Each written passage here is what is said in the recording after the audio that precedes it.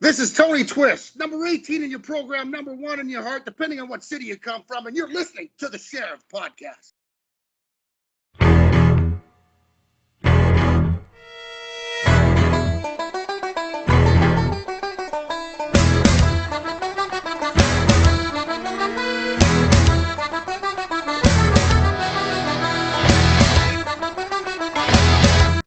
Welcome, everybody, to an exclusive episode of The Sheriff.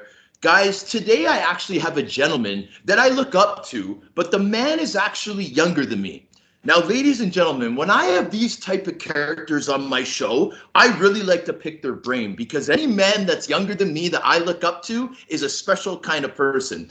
Ladies and gentlemen, my guest today has a bunch of accolades that he's accomplished. In the OHL, he was on the all-rookie team. He was the Leo Lalonde Memorial Trophy recipient. He was also an all-star. He was the recipient of the Wayne Gretzky Trophy Award as well. As a pro, ladies and gentlemen, this man was a 5-time AHL all-star. He had the longest stick in Guelph Storm history. We're going to get into that as well. He's an OHL champ, OHL playoff MVP, first all-time in assists for the Guelph Storm. And ladies and gentlemen, he is second all-time in points. In my opinion, the best player to come out of that organization. Without further ado, Martin St. Pierre. How are you doing this evening? What's going on? I'm great. How are you doing, bud?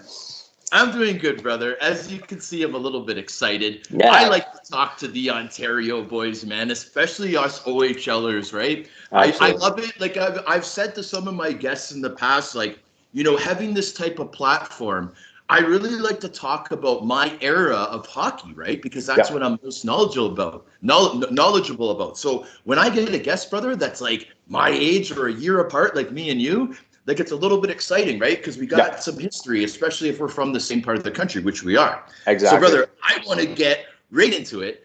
Like I said in the intro, brother, I admire you, man. I mean, you're younger than me. I've been following you for a while. Like, I know we just connected on IG, bro, but I'm telling you, man, ever since I played against you in the OHL, I've always kind of followed like your career and stuff. And I'm very impressed. Like I said, I do look up to you, bro. And I like to find out, and I know my listeners do too, is the beginnings of these big characters, of these guests of mine on my show, right? So at first I was going to say Ottawa, but then I read somewhere Embrun, and you confirmed that for me before we started the recording. Let's go back to Embrun, Ontario, buddy. Tell my listeners a little bit about, you know, the size of the town, you know, how you liked it, your family.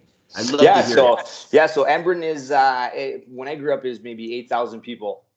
French country town, 20 minutes east of Ottawa.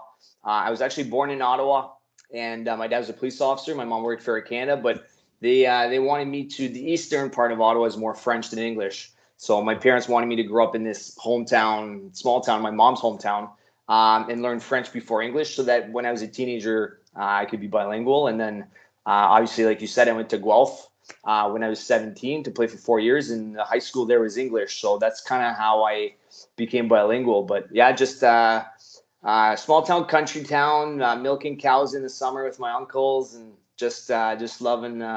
I played a lot of hockey on the outdoor ponds there. That's basically all it was, right? So good times though. Yeah, good times. It was a long time ago. It seems like a long time ago, but that's mostly because, you know, like guys that played long careers like you, brother, like we're talking before the show, like how long your career actually was. And like, you know, like we have buddies that are, you know, they're grade school buddies, high school buddies. Then we got like our hockey buddies. Then you know, we got all these different groups of guys. But for our hockey buddies, like that play pro, like a lot of them are like, you know, 4 or 5 years pro. This guy might have played 10 years, but dude, like you played a very long time. So that's why it seems so long ago for you. Now, I'm not going to let you off that easy, buddy. I want to know about like the school there. Like, did you guys have like, okay, so did everyone from your elementary school go to a certain high school? Because I know in grade 9, you must have still been there, right? Yeah. So basically our high school, because it's such a small town, our high school was 400 students, grade 9, 10, 11, 12. Okay. So it was very, very small. So I did my grade 9 and 10 there. Our hockey team was really good because it was all like Ottawa, you know, small town country boys, all good athletes and could play any sports, a lot of jocks, right? So, and then so I did my grade 9 and 10 there. And then I did my grade 11, grade 9, 10, 11 in Embrun, and then grade 12. And when I was there, we had to do grade 13, which was called OAC. That's right. So I did that in Me Guelph. too. Yeah. So I went from a school, high school that went from, 9, 10th, 11th, grade 12 for 400 students to, I think Guelph was like 2,300 students. It's definitely an eye opener. It was crazy. You wouldn't even you'd see, kids in your school that you haven't seen all year, and they're 5 lockers down. It's so big. It was definitely a culture change for sure. But I mean, good experience, right? Get a little bit of both small and big high schools. Yeah, no, for sure. Now, Marty, I wanted to ask you about a tournament that you went to that I also participated in. That was, it was before, going to the OHL, the Pee Wee International tournament in Quebec City. Now, I saw that you competed in that, and whenever I see that, I love to ask my guests, and there's a couple of different reasons why. Now, because a lot of you guys are all big timers, man. You guys are stars, especially from where you were from, especially when we were kids. You know what I'm saying? Because anyone that plays pro, Marty, like you could attest to, you're the best where you come from. Yeah. Then you go to junior and you're playing with a bunch of guys that are the best where they came from. Then you go to the NHL and AHL and you're just with the best in the world. Yeah. Right? So that's always best, right? Exactly. Yeah, absolutely. Now, young Marty right here, you're 13 years old, a team from Hawkesbury, I believe. Yeah. Is that your first taste of that type of attention, those big crowds, that feel of stardom? Yeah, so we were, if I remember correctly, we were in the international division. So I think there's a division that was sponsored by an NHL team, and they took another team in our league that was actually in the actual city of Ottawa. So they were the Ottawa Senators representing. So we got stuck in the international division, and we played against the Russians. We got spanked by the Russians, but I wish I could go back and see the rosters of the kids that we played against. I guarantee you there had to be some NHL players. They were so good. And we were playing at the Colisée in Quebec. I mean, we had like 15,000 fans. It was to be 13 years old. That was definitely overwhelming. But what a cool experience. We had, we're going back to our hotel, or we had kids asking for autographs. Like, what is going on, right? But you look back and, if I had kids at some point someday, I hope that they would experience that at a young age too, right? Even if you don't turn pro, it's so cool. Yeah, definitely a good memory way back then. Yeah. For sure. So now, because you were coming from the Ottawa area, did your parents come and did they made the drive? Yeah, it's only a 4-hour drive from Ottawa. Yeah. So everybody, I mean, because it's internationally known. It's the biggest tournament, and it's been that big of a tournament since when I was 13. So mid 90s or something. So late 90s. So it's probably big before. So everybody from our hometown, everybody in our team was there, right? Yeah, so, so that was a cool experience for the parents too, right? Yeah, and that was exactly the reason why I was asking. So your dad, for example, did he get any attention because he was the father of this? Yeah, he was our coach. So we had, we had a couple guys that, my dad's a cop. So it was funny because the 3 coaches were all cops. So back in Ottawa, we would get, you go to the to drive to the practice rink or wherever we practice our games, and you had 3 cop cars in the parking lot. So they're all our dads. But obviously, we all drove separately there, but it was cool, right? Because it's a 4-hour drive. You get in the back of your caravan, you have the movies in, the portable TV and all that stuff, right? So. But it was good for the parents. But yeah, I mean, he ate it up too. I remember. I honestly, it's a long time ago, but I do remember bits and pieces. And because we exchanged with the Russians tags and pins and all that stuff. So they ate it up just as well. I mean, for a parent that's there as a coach to be behind the bench in front of 15,000 people, that's pretty cool too. Let alone they're never good. Either they don't want to go pro coaching in professional hockey, but that's awesome. I wish that to anybody that would wish to experience that, to absolutely do that, go for it. And Marty, and thanks for sharing that. And what like I'm a year older than you, right? So like Yeah. when I went to the tournament, the thing that I was impressed of the most and how I knew it was such a big deal was when, like, for some reason, I just remember us watching a lot of other games Yeah. because, like, it was just cool to be in the Colisée and we're 13 years old and those French girls are all over the place. And, like, that was Everything. just a place to be. Like, you're with your Exactly. buddies, the girls are there. You go around the concourse, you get some snacks, and then you all have like your team jackets and like, what's this team? You know, it matches the jerseys, the colors. It's so cool. It's such a cool experience. And you ask a lot of hockey guys that played pro, a lot of them played in that tournament. So that's why I said earlier, I kind of wish I'd go back and look at those rosters in my age, obviously your age too, and see how many from that tournament turned pro and made a good career out of themselves. Well, I think Kovalchuk played for the Russian team. Oh, really? Year. Yeah, I remember. So. Yeah, I don't know if it might have been, who knows, but I remember these Russian kids because their locker room was close to ours, and just because I played in Russia, obviously, for 5 years at the end of my career, and it was the exact same thing where we go to training camps in the summers and you just hang your gears, barely any laundry, and like it's the same smell, right? It's just old stinky gear, but they had skates like probably 5 inches too big for them, like because the Russians it wasn't a lot of money. Tape was like Velcro and just the steel's all rusty, the gloves are all but they were so good.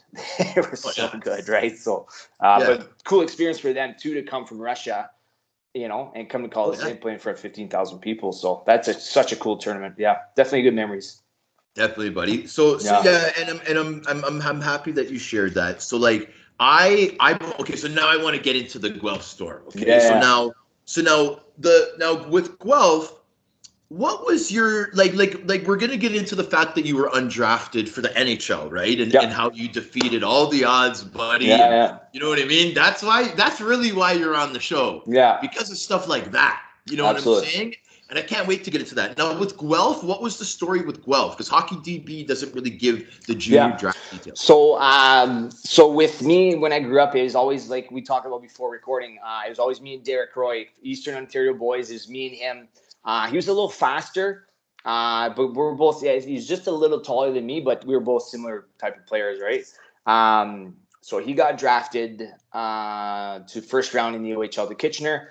I had good marks in school, didn't really get any interest in the OHL. So it was like, I'll go play tier 2 in Hawkesbury, junior A, and maybe try to go to school. Because a lot of kids from all the small towns around Embrun, some of them went to, like Miguel Laflèche went to Ohio State University, some like Clarkson, St. Lawrence.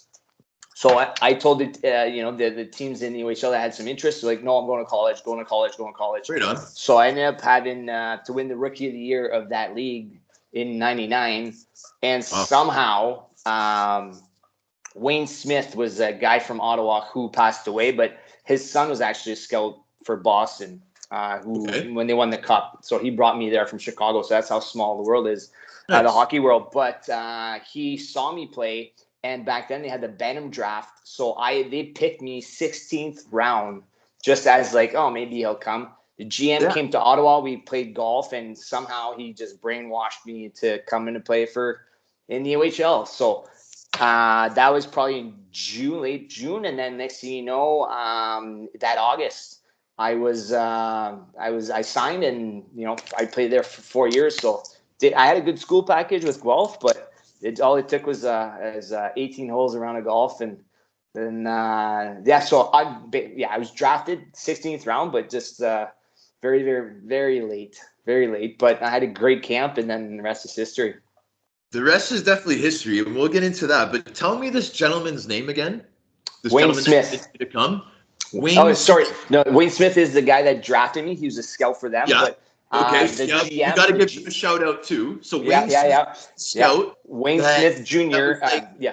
So Wayne Smith was the father. No, you go ahead. Yeah. Sorry. Wayne Smith was the father, who was from Ottawa, scout for Guelph, and his son Wayne Smith Jr. was when Boston won the Cup in 2011. I played 2008, 2009 in Boston. Yes. and that was his son. But he knew that I played in Guelph, and his dad brought me there, so I ended up going from Chicago to Boston. But those that the Wayne Smith family, the Smith family, definitely helped me out through the junior days and then through some trades. But the gentleman that came down was Alan Miller. He was our GM. Alan Miller. I think he's with Hockey Canada with like under 17 or 18, something like that. But I saw him on TV a couple years ago, and that was it. But I think he's part of the Hockey Canada. I would say the under 17 program, whatever. But it was Alan Miller. Took his Durango. I remember it was yesterday. We went for a round of golf, and I don't know what he said, but finished the round of golf, and I was ready to sign for Guelph. So it worked out for him, and it worked out for me. So kind of expect the unexpected.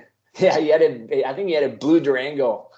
I remember that's how vivid. They were awesome. But that's how vividly I remember just bits and pieces of little important parts of because it's pretty intimidating. The OHL GM drives from Guelph to Ottawa to convince me, and I was a 16th rounder, right? So definitely pumped my tires, and I went to Guelph and had a sick camp. And next thing you know, I was moving in with Charlie Stevens, who was my roommate my first year, and off we go. 4 years later, the blink of an eye, it went fast, man.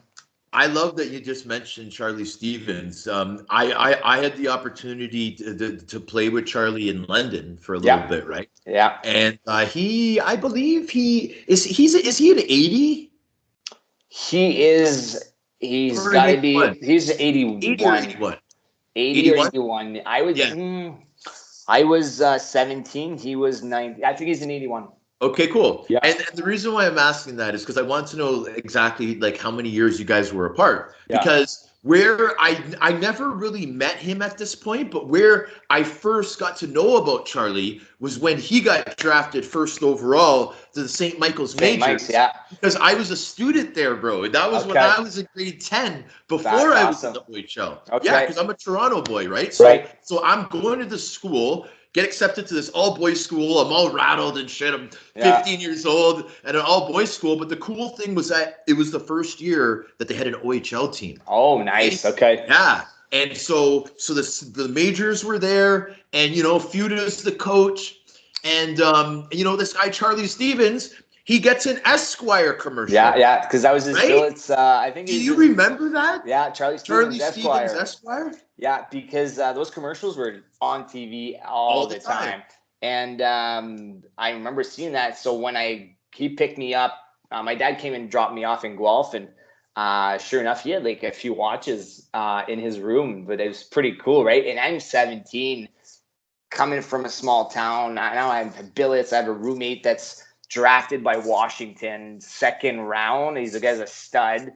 Big guy, but just the nicest human being, right? He definitely showed me how to, be a junior player, like just living with a Billis family, cleaning up after yourself, respecting you're living in someone else's house, but obviously, they want you there and they're getting paid for it. But it was is a good combo kind of thing. We had sauna in the house, we'd watch movies in the living room. So it was just a perfect match. But Charlie Stevens Esquire. I think it was his father, Bill's father in Toronto for St. Mike's. He had some link with Esquire, but it's pretty intimidating. Dude, I mean, he was the first overall pick though too. He was a stud. He was a highly touted player. Like Charlie made okay for himself. Like not everybody can be a star in the NHL, right? No, but exactly. A lot of guys can make a decent living and stuff, and turn out great. And Charlie turned out great. Exactly. But he was a child star.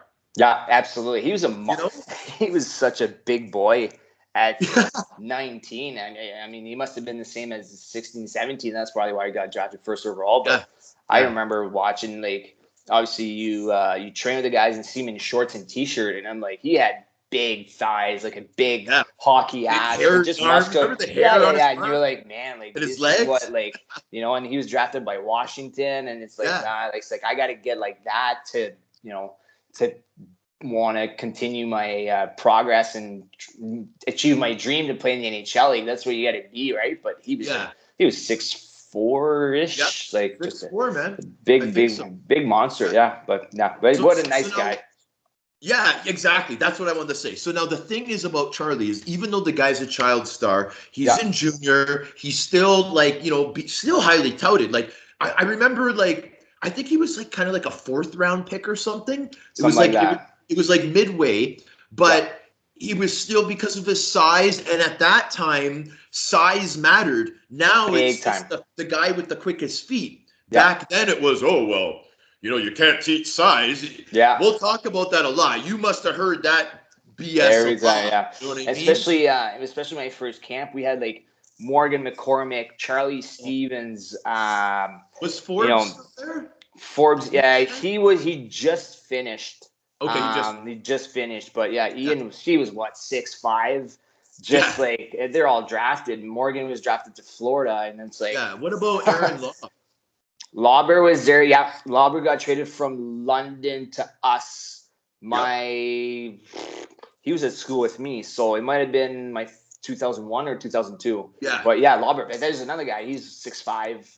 yeah, Just a yeah. nice, just a big teddy bear. Like, yeah, I miss Lauber. He was, we put it together on the same line for a while because I meshed well with right-handed wingers because Yes. obviously I was a lefty. So, and he was a Good big boy for in front of the assist. net too. So exactly, and he could put the puck in the net, and he could fight too. So it was, Yeah, yeah. But again, the size like back then is you're 6'1", 6'2", 6'3", 6'4", 6'5", you're getting drafted. You're a first, second, yeah, third rounder yeah. easily, right? Yep. But not anymore. I mean, it No, sure no. helps, but yeah, Yeah, it helps. But now the game's changed now, Marty, where it's the guy with the quickest feet yep, that's going to get the job now. It doesn't really absolutely. matter how tall you are anymore. No, Where before you can't hit they what you looked can't at that. catch, right? Yeah, You can't hit what you can't catch, and I'm 5'8" and a quarter. Maybe just 5'8". You guys in the NHL, some guys are 5'7", 5'7.5", and they're studs. yeah, The game's completely changed, and especially now with the training regimen and stuff. But yeah, guys are flying around. But obviously, just like you back in our day, the training was a little bit different, right? yeah. It was a little Yeah, bit different, but like imagine if you were 10, 12 years younger, yeah, right? Imagine, okay, so let's just say 10. You're 10 years younger. yeah, You're going to get a lot more contract offers than you know what I mean? Like if we roll it back 10 years, you're yeah. going to get more contract offers. So like Absolutely. it's interesting how like things end up like that. You know what I mean? It's Like, crazy how life works, man, and things happen for a reason, and it's the timing happens. You don't know why it's happening. I wasn't drafted. Why was I not drafted? At 2004, we won the OHL. I was the captain. I had 110 points behind. I was behind Corey Perry. My rookie year is behind Rick. I finished ahead of Rick Nash. These guys are NHL All Stars. yes. Playoff MVP, which that Wayne Gretzky trophy. We won the Yep. OHL. I'm the captain, and boom, the lockout happens. Right? So Oh, they yeah. were signing players. So I'm on the biggest high as you can be as a junior player, Yeah. overage player of the year in the OHL, playoff MVP, captain, OHL championship. Boom, lockout happens. There's nothing going on, and I'm a short Wow. player. They're not taking a chance on me. So, And being undrafted, the AHL and the Coast were the two best leagues in the world, man. Exactly. Right? So what happened with me is when that GM Alan Miller came down, I was still big stuck on school. So my dad was big on school. My parents were good, big on school, and we put a big school package because in Canada you couldn't call it a scholarship, right?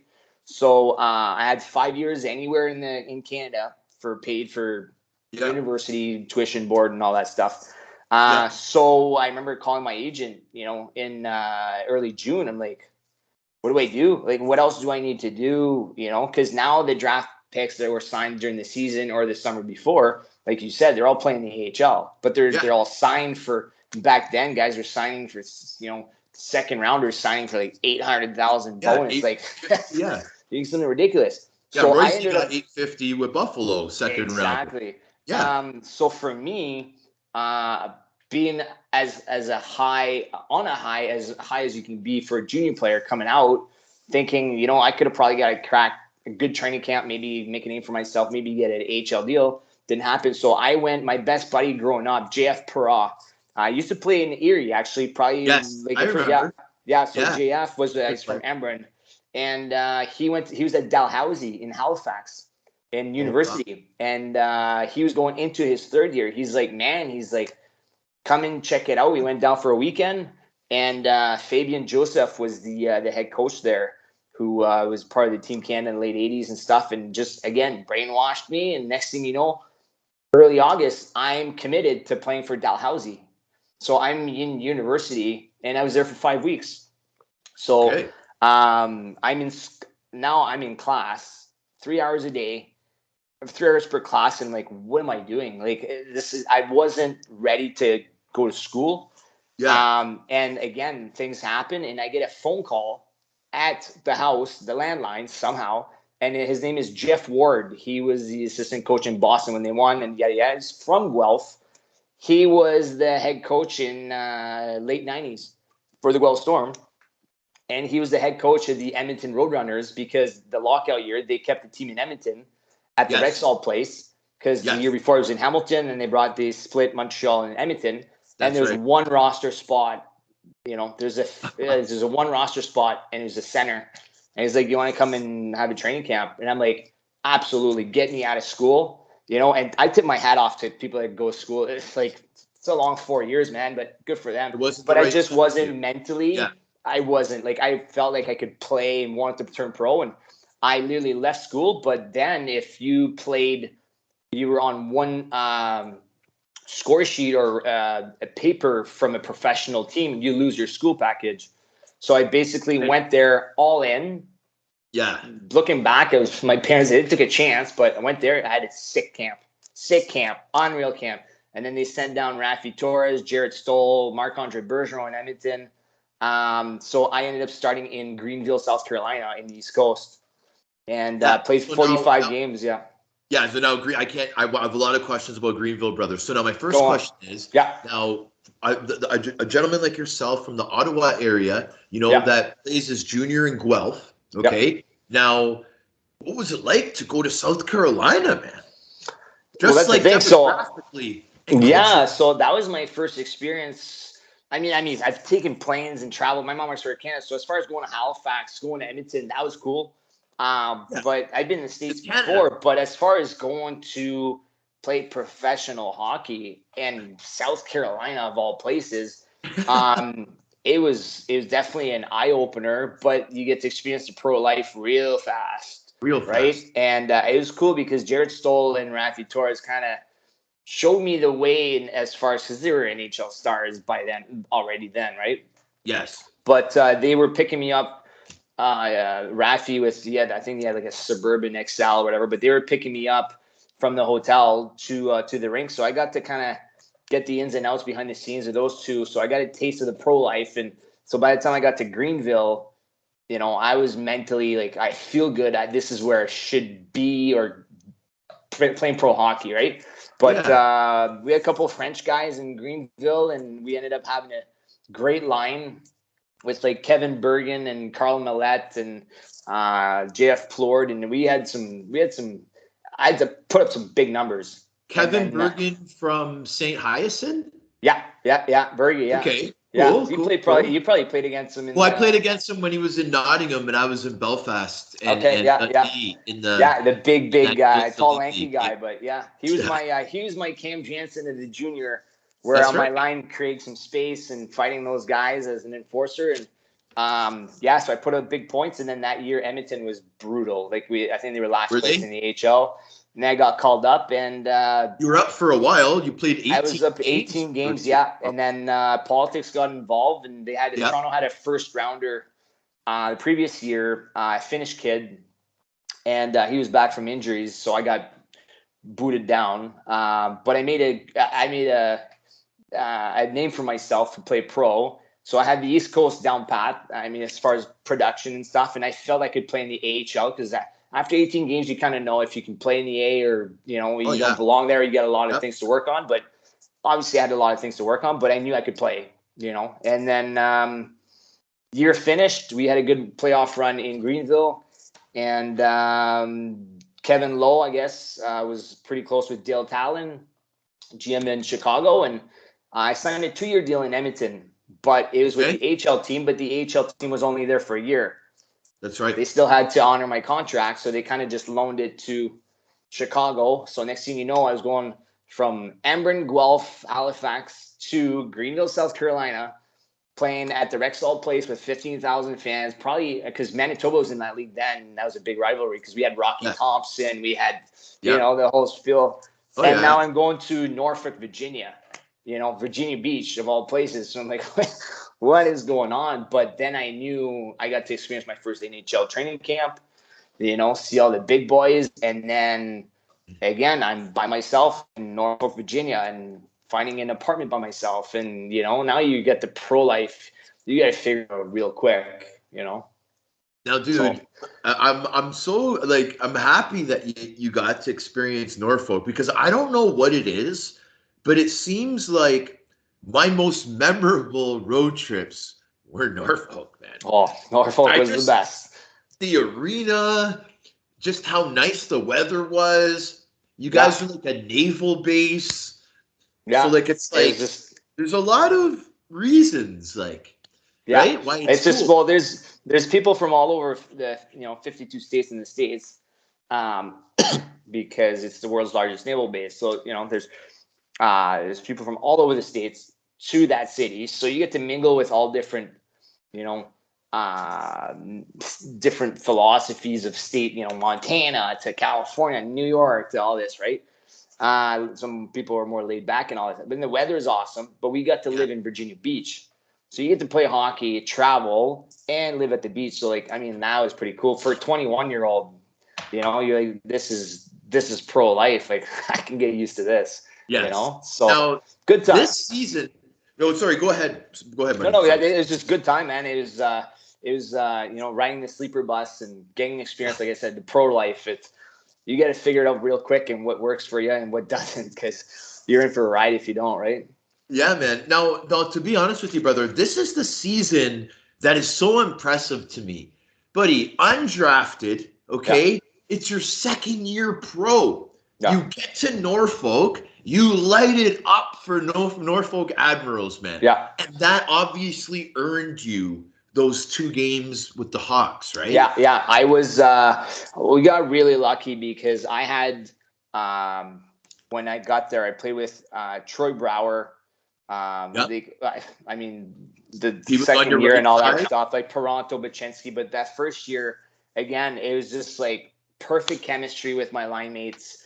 Sean Thorne was one of my wingers, but Thordy can play hockey too. He has some good mitts and stuff. Guy. And again, it was like a Cam Jansen to Kevin Bergen to Sean Thornton. And I played with Thordy up in Chicago and Norfolk, all over the place, even in Boston. And he's a right shot too, right? So it was a good mix. And then Brouwer, that guy can score 50 goals. Yeah. I'm a playmaker, perfect combination. And I just tore it up. And we got spanked in Providence. I got a call from my GM of Norfolk in the lobby. I thought I was in shit because I played like absolute crap. And, he's like, you're getting called up, because I was only on AHL deal. So they had to sign me to an NHL deal, basic minimum salary, yada, yada, yada.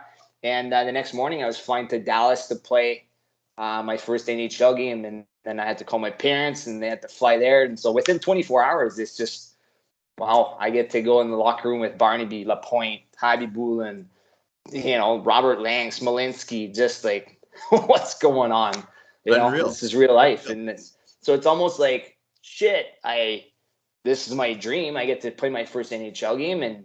But like, you got to get the starstruck out right away, because now you're like, well, I'm here, but now I got to stay here. I got to, I got to stop looking at and I remember I put my jersey on and I was kind of like pretty emotional because like you said, never drafted, always too small, this and that, never. Yeah. So that kind of, sparked the fire under my ass kind of thing. But you're too small to play in the NHL.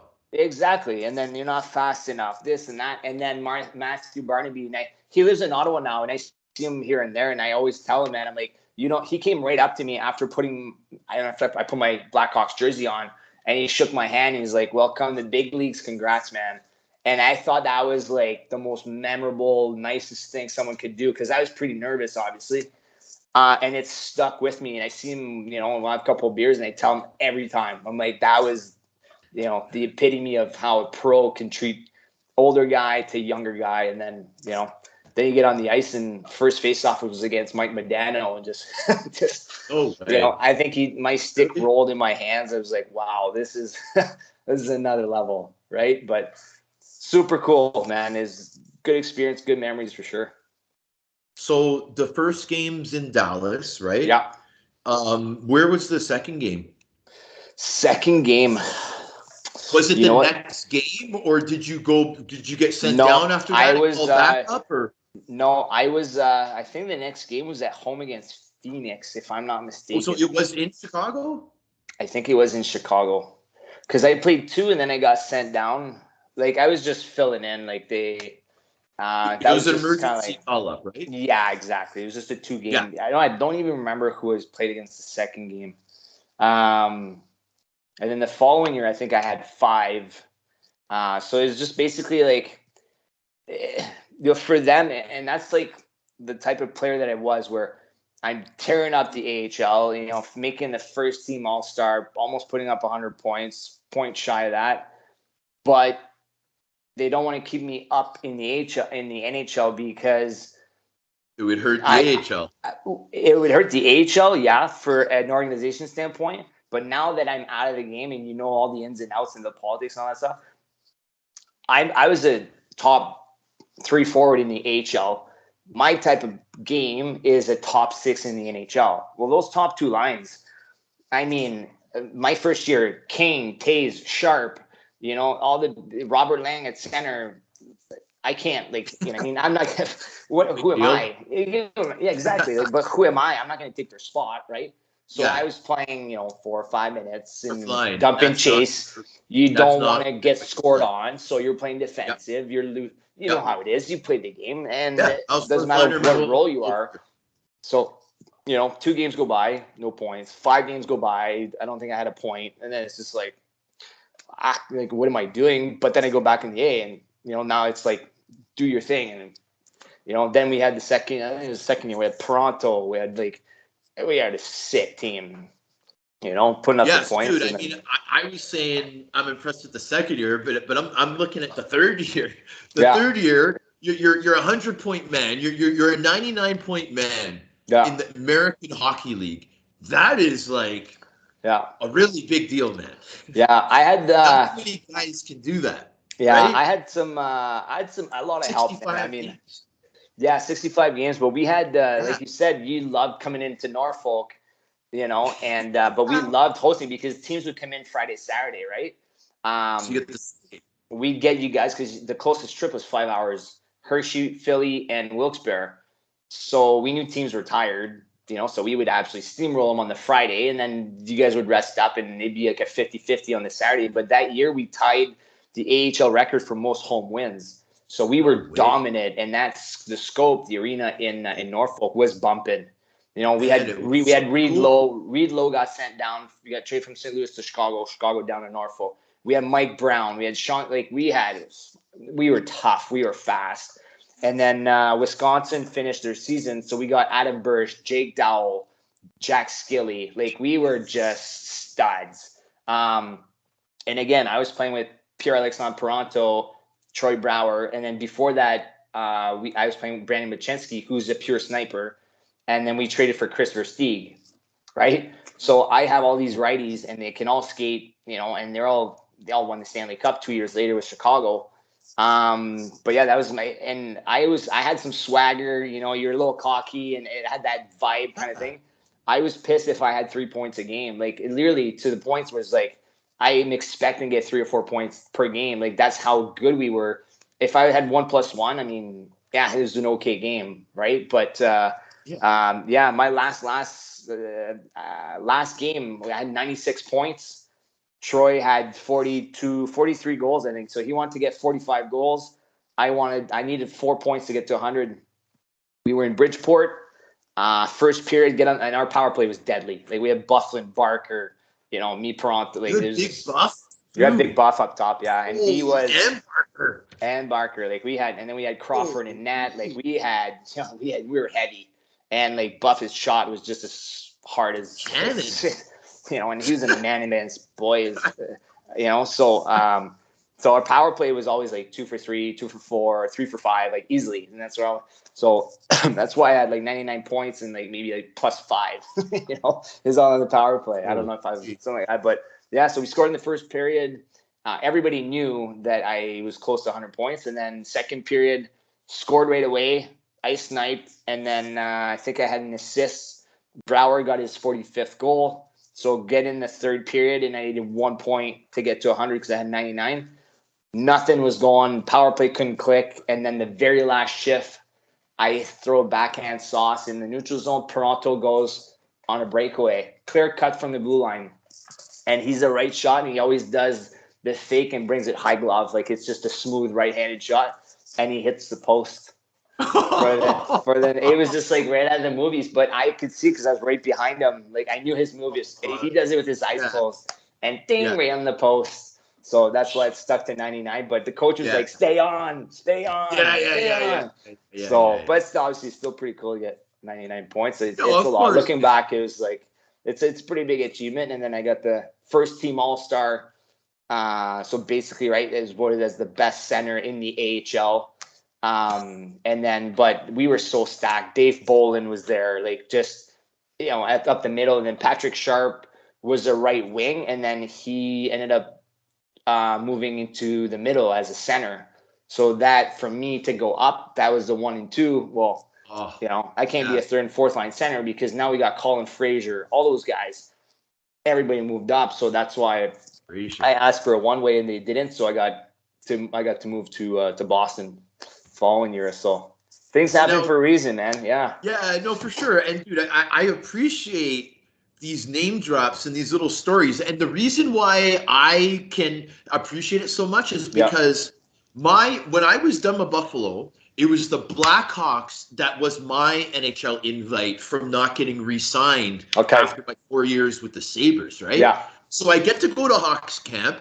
I got to meet all these guys you're talking about. Yeah. But then 2 years later, I signed in Rockford. So then I got to play with them a couple of years later. So these names. So now let's get into some of these guys. Now, remember how highly touted Skilly was? Yeah. First rounder, right? Man. First rounder. Round, he was 12th. Again, because he had the size as well. And he was a fast guy. Yeah, he had a good shot. College, Jake Dowell?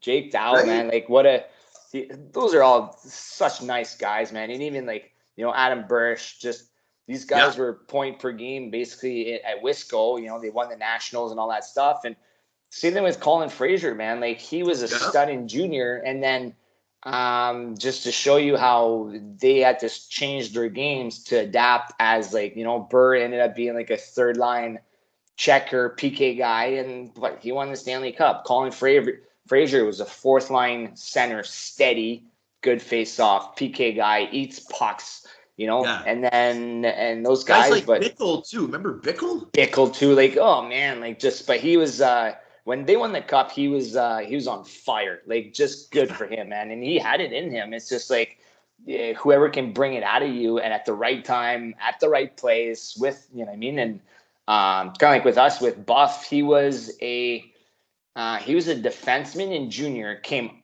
up as a defenseman. They tried to make him lose some weight, and he just wasn't the same Buff. No. So they said, you know what, do your Buff thing. And he was heavy. And then you could tell in his shot, he probably lost 2-3 pounds. And you could tell he wasn't the same guy. His shot was different, just so crazy. And then, so he gets called up as a D. They put him up forward. And then in playoffs, he had 18 goals in 30 games as a forward. Yeah. As a forward, wins the Stanley Cup, and then resigns and goes back on D. What's going on? That's so bizarre, eh? And he's an absolute monster, but the biggest teddy bear, such a nice person, and they deserve all the accolades that they got. But so for me, I had 3 years, 2 in Norfolk, 1 in Rockford, because they moved affiliates from Norfolk to Rockford, and then Norfolk went with Tampa. So then 2 years later, all those guys that I had 2 years with, Jarlmason and all those guys, they won Stanley Cup in 2010. And then obviously that year, 08, 09, I went to Boston. And then those guys, so that year was like Tuukka Rask, Johnny Boychuk, McQuaid, Brad Marchand, those guys. So that was my year as an older guy in Providence. But then 2 years later, those four guys won the Stanley Cup with Boston 2011. So I missed the cup with two organizations by 2 years. 2 years. Not saying I would have won the cup, but it was so cool and I love name dropping in that sense where it's like that's how close I was. But those are the guys that impacted me in such a different way. Every angle you can think of, and whether they're type of players, enforcers or grinders or skilled players, but then I got to see them on TV and hoist the cup with two different organizations. Like, how cool is that, right? So that's as close as I got. Yeah, but because you're a good guy, though, Marty, you seeing your buddies host a cup, like, you get a good feeling inside. Absolutely. Some guys are haters, man. Yeah. Some guys feel mad when they see ex-teammates go do well. It makes it that much better, too, when I was there with them day in, day out, riding the bus in the A and the grind that it took for them to get to the NHL.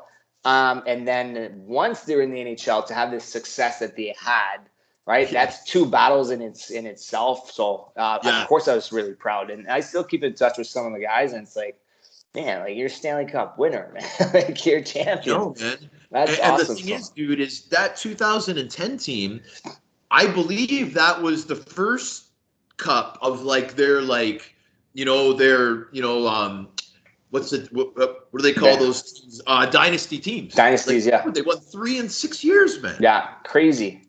Right? Crazy. Yeah. So and then there's the other one too, where the lockout was 12-13. So I signed back. I was in Europe for that 2011, and then Springfield, and I signed in Rockford, and that was the lockout. So you had, again, with the name dropping, you had Bolig, Sod, Letty, Andrew Shaw, Jimmy Hayes, that were sent down to Rockford, but they knew that once the lockout was done, they were going to go back up. But by then, I was an older guy, so we were all staying at the Marriott extended stay in Rockford. So basically a half hotel. You'd have like continental breakfast. You had a meal, twice a week. Yep. So I got to hang out with those guys every single day. And then what do you know? At the end of the season, they win the Stanley Cup. So it's just like, what? That is awesome, right? It's just like, so proud of those guys, man. They deserve it. It's so cool. Yeah, no, 100%, dude. So, bro, listen, man. I need to ask you about 07, 08, though. Yeah. Like, this is a year that I don't think I think you're the only person to do this route. So we're talking about the season where it's Russia, Rockford, Chicago. Yeah. In one season. Yeah. Tell me about this season, bro. So what happened was that's the year. So the previous season, that's when I had the first team All-Star. I had 99 points, and my agent asked Chicago to just have a one-way, right? Because I was the best. I was voted exactly. So I get voted by the AHL as the best center in the AHL, which I should be able to get a one-way. But you had Bolin coming. You had Bolin going up. You had Burish, that was a center by then. So they were stacked, and they're all draft picks and high draft, first, second, third round, whatever. So there's no room. So I was like, you know what? Screw this. And I got a call in the summer. I want to say it's like mid-June from this agent in Russia that said, hey, and he threw a shitload of money at me. And he's like, you want to come to Russia? And I, to be exposed at 24 to that amount of money, I was just like, done. I'm going. So my agent's like, yep, should absolutely go. So I go there July, August, September. We played 13 exhibition games. We had 2 days for 6 weeks. It was exhibition. We had for like 7 weeks. It was like hell. It was hell. So for me to go there is strictly for the money, which was the worst thing because mentally I knew I could play in the AHL, and why am I not getting called up and all that whole hockey player feel. Competitiveness in you. Competitiveness, and then you see the season starts, and you're like, how is this guy getting called up? Why can I, kind of it just snowballs.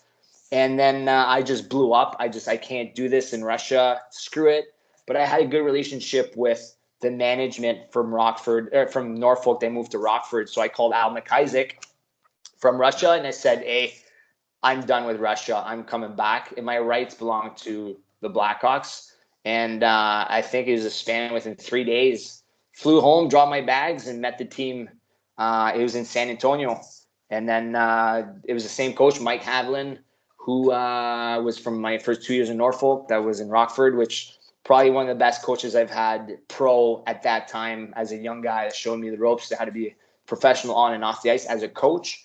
And so I ended up going to Rockford, and then I got a crack to in Chicago. Yeah. So that was a lot of hotels and all year. So I basically flew around the world. But again, it's a life experience, and it was probably a good thing for me just to get a sense of maybe if I would have stuck there and go late 20s, maybe I wouldn't have worked out in Russia, right? But then the next thing you know, 7-8 years later, I played 5 years in Russia. So Yes, crazy times. And I can't wait to get to that. Yeah. Al McIsaac, are you an Al McIsaac supporter? Yeah. I mean, Okay. yeah. Yep. I love So am Al. I. Yeah. So am Al, I. I love Al. I have a similar experience to you with Al McIsaac because remember I told you, man, I went to their camp 2 years before I played in Rockford. Right. Never burn your bridges. Never. Men like Al McIsaac, they'll give you opportunities if he knows about you in his mind and something comes up. He'll give you an opportunity, bro, and that's what happened with me. McIsaac is in charge of all the stuff that's going on in Rockford. They have nobody tough there. They have all these prospects that you mentioned because I was there just a year after you, man. In 08, 09, I was there, right? Yeah. So all these prospects just before me, buddy, I'm a day away from playing my first game in the Coast. I've never played a game in the Coast. It's like my 6th year pro. Okay, I'm in Charlotte. Al McIsaac calls me, Sean, we need a guy in Rockford. Will you come? Yes, Al, of course I'll come. All right, we're gonna fly you out first thing in the morning. You're gonna go right into Rockford, and Sean, if things work out, there'll be a chance for you in Chicago. But my friend, awesome. That's what happened with you, and you actually got to Chicago. Yeah, no, exactly. So the way that happened was, I'm forever grateful for Al and Mike Havlin, obviously, because they were.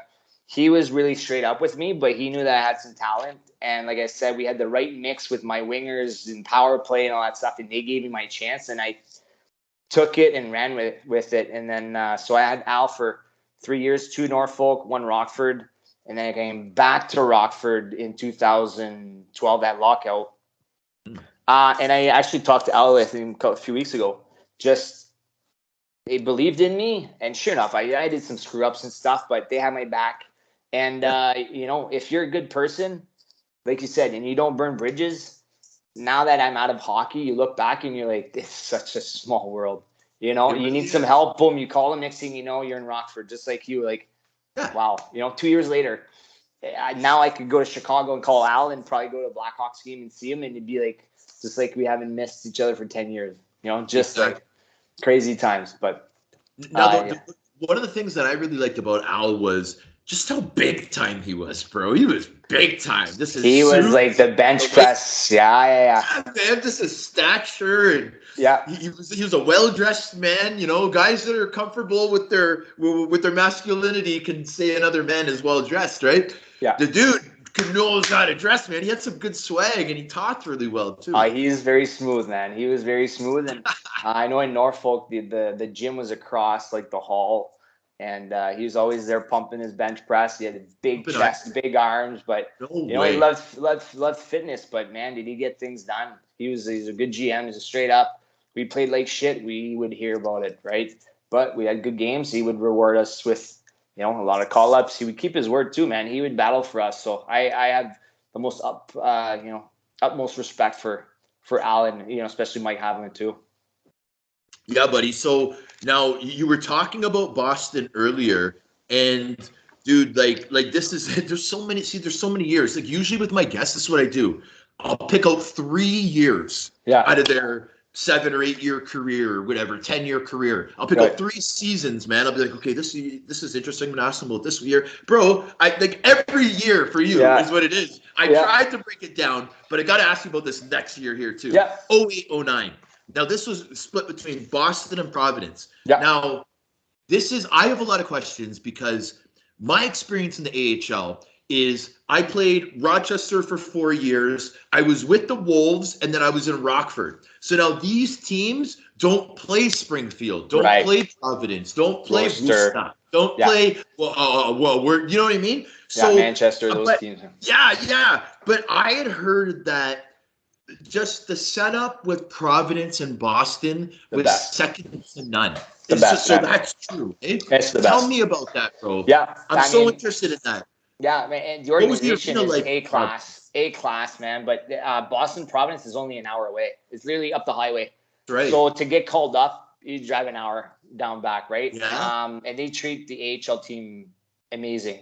It's a nice rink too. It's a big rink. Providence College, Brown University's there, so it's a good city.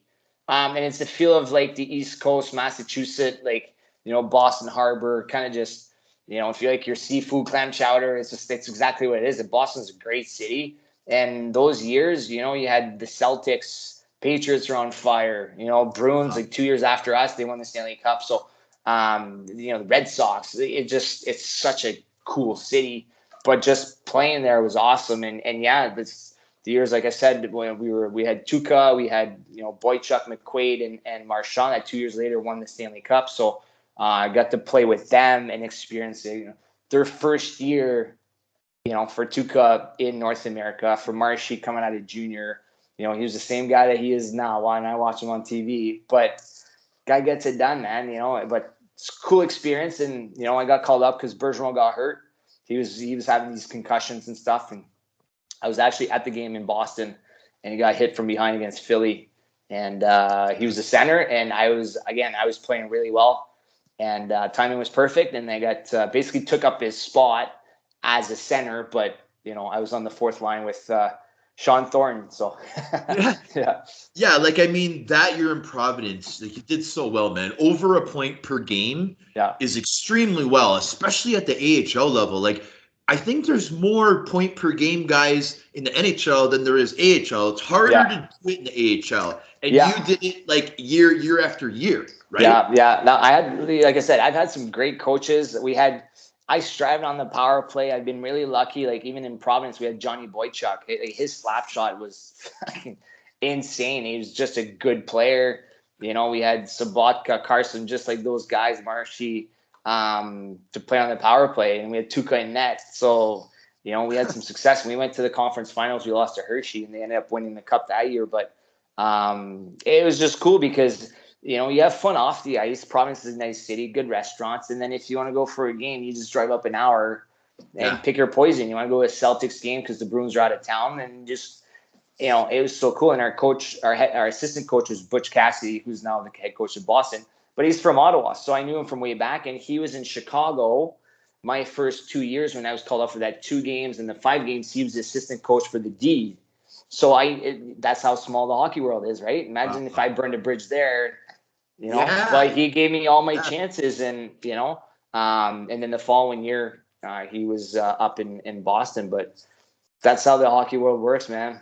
Yeah, dude, and you got some time in Boston, bro. 14 games. Yeah, right. That was my that was my if I look back as far as my best chance in my 10 years in the North America and NHL, that was the best. Because Bergeron was hurt, so they needed someone on the power play. Mark Savard was basically the same. I was the same player as Mark Savard, right? This is a playmaker, not a fast guy, but just trying to think ahead of like 2-3 plays. So him and I, so it was Chara, me, Savvy, and then we had Kessel in the middle on the power play. So I got my chance. Yeah. But playing with Authority and Vladimir Sabatka, we ended up playing in St. Louis for a bit after Boston. And we were just grinders. So, Vladdy was my winger with Marshy in Providence, but we got called up at the same time.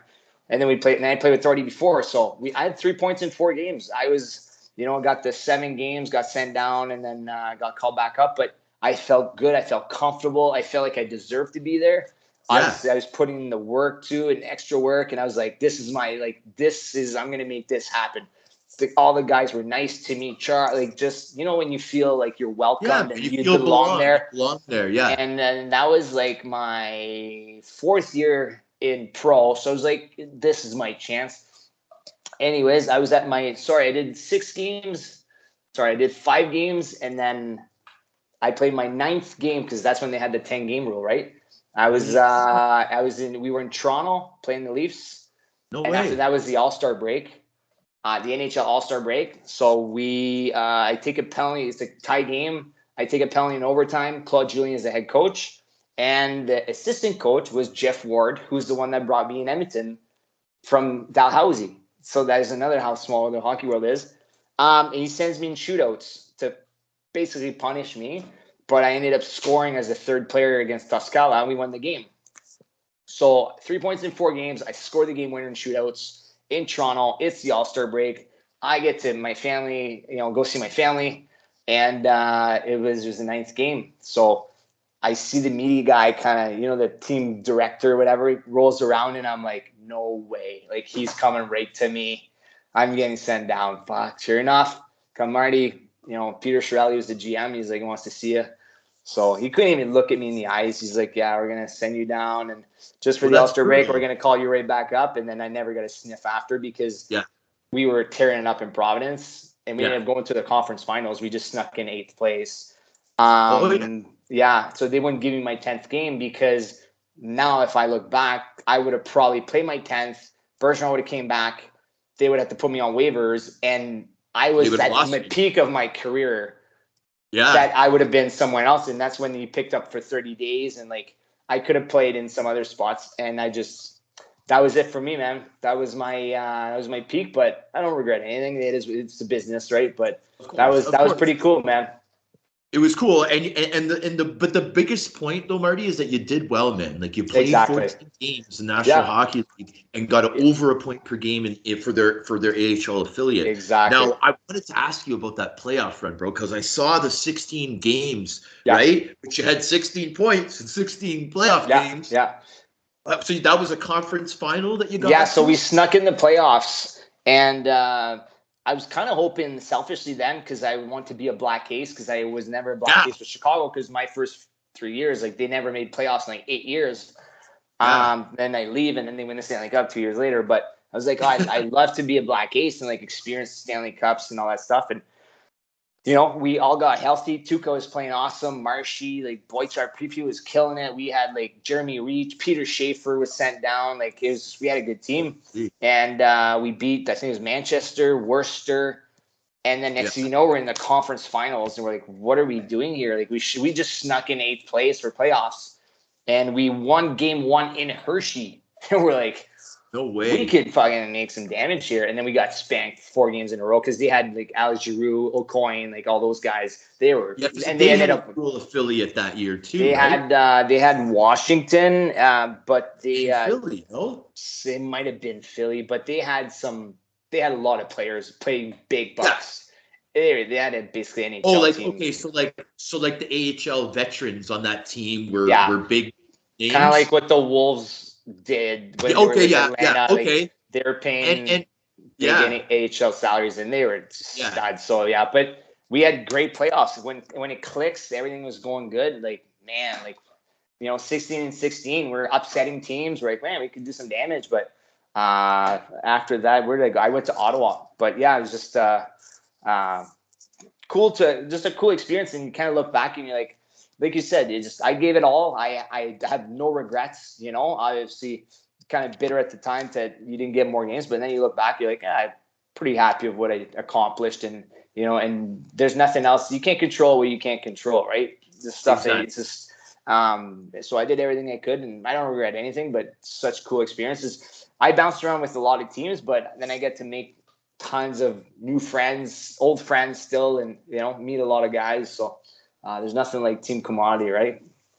Yes. The team camaraderie, I believe, is what's missing the most from today's game. Yeah. Like what it was like 10, 15 years ago, like when we were getting started and stuff, like Yeah. it would seem to just be a lot different. Yeah. I mean, for you being able to play for so long, you probably actually saw the change in that. Like, right? Yeah. So I was lucky because my year, and I remember like it was yesterday, my second year when I got called up, we did our rookie party in Vancouver.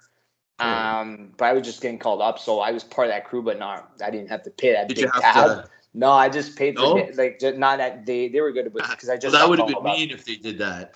Really mean, yeah. But no, it was we were in a losing streak, and we were in San Jose, and it was Robert Lang, Brian Smolinski, Marty Lapointe, me, and my roommate that was in Norfolk with me, James Wisniewski. And we got off the Whiz Kid, yeah.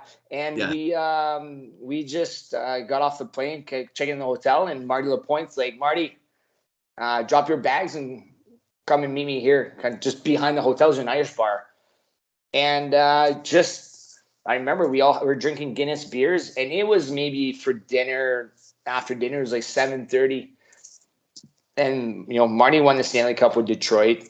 Robert Lang won back-to-back with Pittsburgh in the 90s with Lemieux, Yager, Ron Francis, all the spiel. Kevin Stevens. And he was even saying, he's like, man, the game's changed. So I'm a young guy. These guys are the old school guys, 90s guys. And they're like, man, like it doesn't have to be drinking beers, getting crushed till 3:00 in the morning. For them, Robert he would drink like 3-4 beers, big Guinness, get a good little buzz. But he's like, look, man, we're 5. We had to get you 2 young guys with us. But he's like, when I was in Pittsburgh, he's like, every single guy would be here having a beer. You can be in bed by 9:00, call your wife or girlfriend. You make it in for curfew, and you're up first thing in the morning. You did your team thing. You had some beers with the boys on the road. You had some food. You had your good sleep, and you're ready for the game tomorrow. And you show up and play hard. He's like, nowadays, so I got to experience that. Yeah. And then obviously my era, our era, we just got the tail end of that, and now it's not even close to that, right? Like now, as an older player after 17 years, so if you left 4 or 5 years, last 4 or 5 years, I was that older guy trying to bring the younger guys to be like, you don't need to go out till 2:00, 3:00 in the morning. We can be home by 10:00, have a good, good meal, a few beers, share some stories, especially in Europe. You get guys from all over the world. Yeah. But now guys are just like, they're so, and there's nothing wrong with that, to each its own, but I don't know. Like you said, the culture has changed, the cell phone era. Everything, man. You know what I mean? Like there's a lot that's into it. But I mean, what I think is coolest about the era that we're talking about, Marty, is like, let's say, like it would usually be like the captain. Yeah. And like, let's say, like the boys are going out like 3-4 times a week, but there's, a guy that's always there. He's always there. And then one day he's dogging it in practice. The captain would get right on his ass and say, if you don't turn it up another level, then we're going to have a problem after practice, but you're making us look bad out here. Yeah. Guys were accountable. Yeah. Right? Absolutely. And leadership group. Sorry, go ahead, Marty. No, absolutely. I completely agree. Yeah. If you want to screw up, they're going to make you pay for it, right? Like you said, they're going to be held accountable, which is the thing to do. Like it's the right thing to do.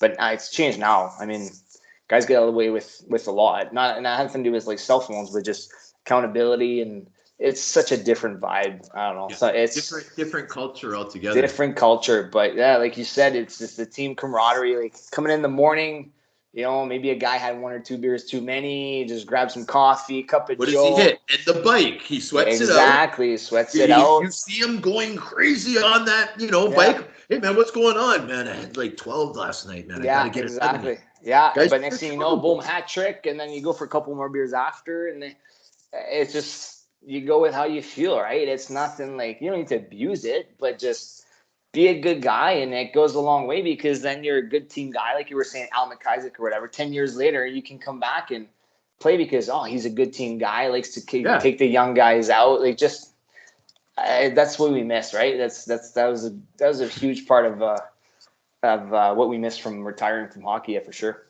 Yes, buddy. So, dude, I got to ask you about Ottawa and Binghamton. Yeah, Right? yeah. Now, Ottawa boy. Now, was this a decision where it was kind of like, all right, so I've been in North America for a while. I don't know how long I'm gonna be there. I'd really like to see if I could play for my hometown team before I go. Yeah. Was it one of those ones, or It was one of those things. So I grew up as a Montreal Canadiens fan, right? did It you? wasn't really the Ottawa. Yeah, my dad's still a Okay, Montreal Canadiens fan, but fair enough. when I got the team, the Binghamton Senators captain was Denis Hamel, who's a buddy of mine from east of Ottawa. How And awesome! I just reached out to him and I was like, hey, like, I'd love to come and play with you. And he had a lot of pull because he was there for like 6 years prior. And next thing you know, team president of the Binghamton Senators called Ottawa. And next thing you know, I had a contract. So that was kind of cool to play in my hometown. Yeah. I only got 3 games that year, but Okay, you still again, we played. had him like just Jonathan Cheech who got sent down, so I got to play with Cheech. Like Eric Carlson's first year as an 18-year-old, he got sent down. So like that was so fucking cool, right? But yeah, playing my game in Ottawa, that was pretty cool. Playing in Atlanta, yeah, that's still playing for my hometown. That was definitely a dream come true too, right? But that was at the tail end of the career here in North America for sure. Yes, of course, buddy. Now, again, there's so many years, but I think what's most important would be to talk about like the Russia experience and the KHL. But just right before we get there, buddy, and like I know we've gone over. I know I'm being greedy right now, buddy, but you have to understand you're an interesting man.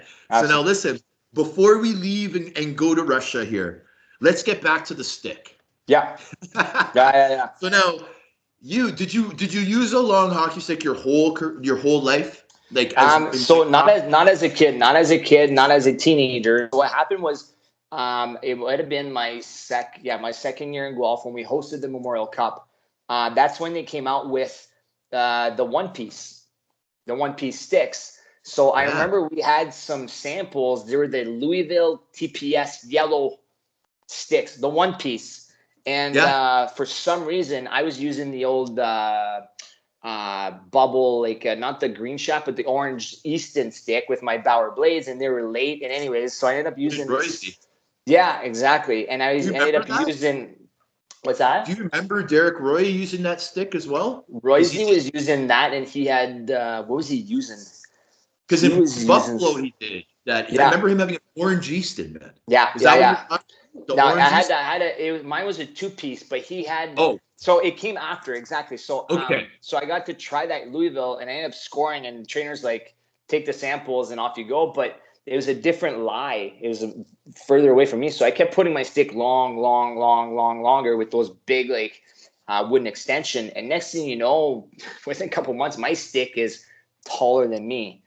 So I ended up getting into those Eastons one piece, like the Marty St. Louis yellow Easton, which they made the orange, which Roy Z had in Buffalo. They had the orange, they had the yellow. Yellow was the grip one, and then I think there's another color, silver maybe. So I had the long stick. I was leading up to my 4th year in Guelph, which I had 110 points. So things were going good. I was scoring, and I had the long stick. So it was like Marty St. Pierre with the long stick. So I turned pro, and that's when I went to Edmonton. And there's an NHL regulation where you can't have your stick from the heel to the top, the knob has to be 63 inches. And I came in I came in with my long stick, and I had a black line probably this much below my knob. And the trainer's like, you cut your sticks, they're illegal. So there's like Chris Pronger, Chara, a few other guys in the NHL that are exempt to have long sticks because they're like 6'7", 6'8", right? Yeah. So I had to cut it down. But then gradually I kind of made it longer and longer. But I was playing good, and that was my trend, right? I was a poke check. My shot was low stick side. And then when I got to Boston, my stick was literally 1.5 inches shorter than Chara's. So that's how tall my stick was. And I was using 110 flex. Chara's using 130. But it was literally that much shorter than Chara's, which is insane to think of. But it was just a lie, and I just got used to it, just like anything as a habit.